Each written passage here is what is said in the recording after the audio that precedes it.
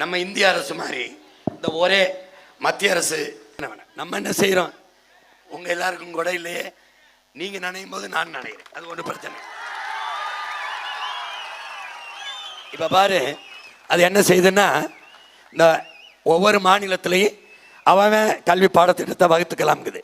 அப்படி தான் இருந்துச்சு இந்திரா காந்தி அம்மா போட்டிருக்க இந்த திட்டம். பார்த்தீங்களா? தமிழ்நாட்டில் நடக்கிற ஒவ்வொரு பிரச்சனைகளுக்கும் என்னிடம் அதற்கான தீர்ப்புண்டு.